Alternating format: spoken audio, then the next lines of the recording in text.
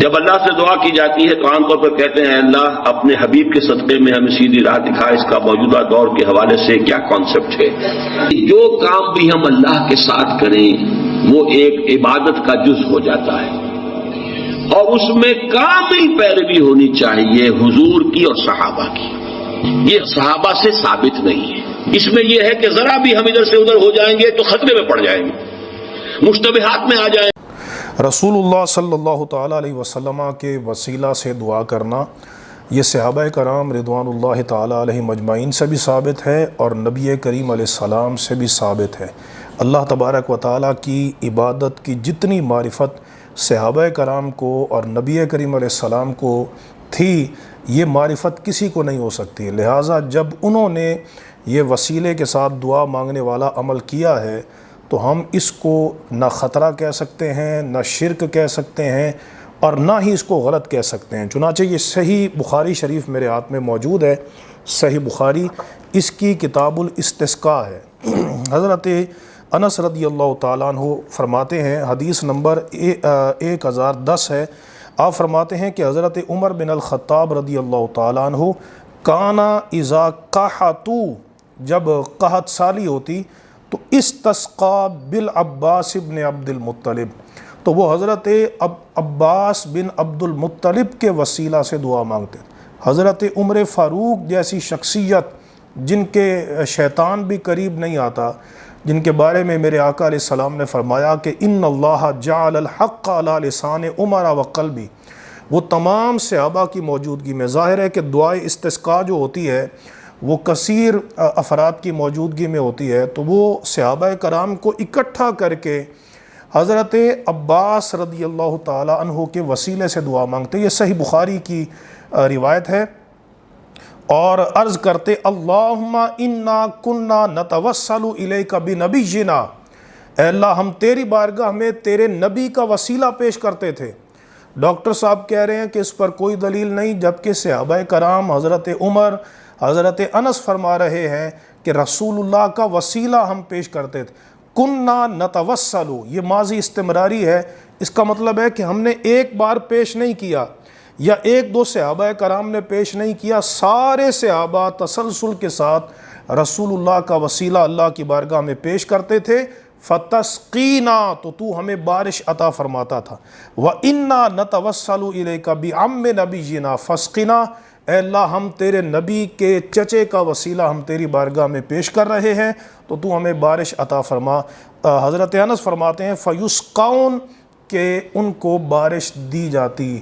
تو آپ دیکھیے کہ اللہ تبارک و تعالیٰ ان کے وسیلے سے مانگی ہوئی دعا کو اپنی بارگاہ میں شرف قبولیت عطا فرما رہا ہے، اور یہ تعلیم خود نبی کریم علیہ السلام نے دی ہے۔ چنانچہ یہ میرے ہاتھ میں سنن الترمذی موجود ہے، امام ترمذی کتاب الدعوات ہے، اور حدیث نمبر 3578 ہے۔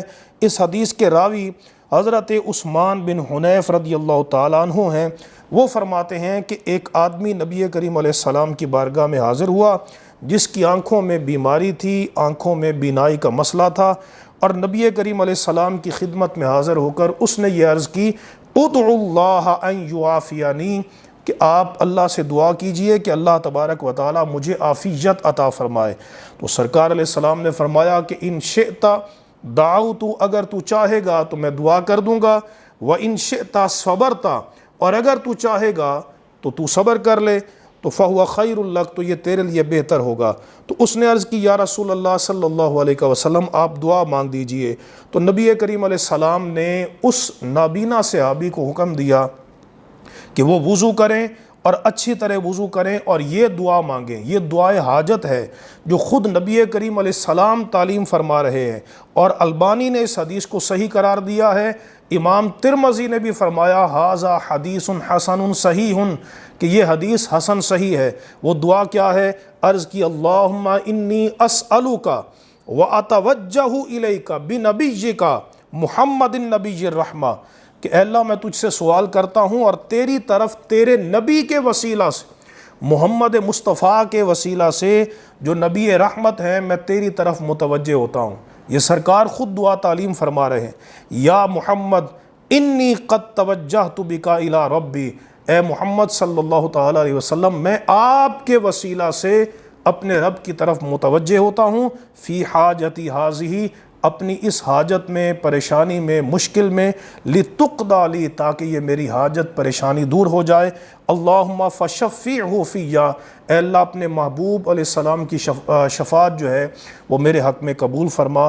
تو صحابہ کرام کہتے ہیں کہ ہم نے اس بندے کو دیکھا کہ وہ جب وضو کر کے نماز پڑھ کے اس دعا کو مانگ کے آیا تو اس کی بینائی ٹھیک ہو چکی تھی۔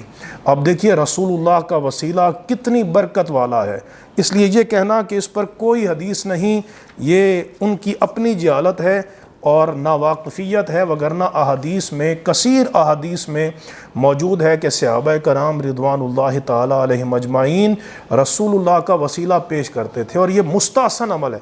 اگر بعض مقامات پر وسیلہ نہیں بھی آیا تو وہ کوئی لازم نہیں ہے، لیکن اگر کوئی پیش کرتا ہے تو اس میں کوئی خطرہ نہیں، کوئی شرک نہیں، بلکہ رسول اللہ کی جو اللہ کی بارگاہ میں وجاہت ہے اس کا وسیلہ مانگ کر اللہ تبارک و تعالیٰ سے دعا مانگی جاتی ہے۔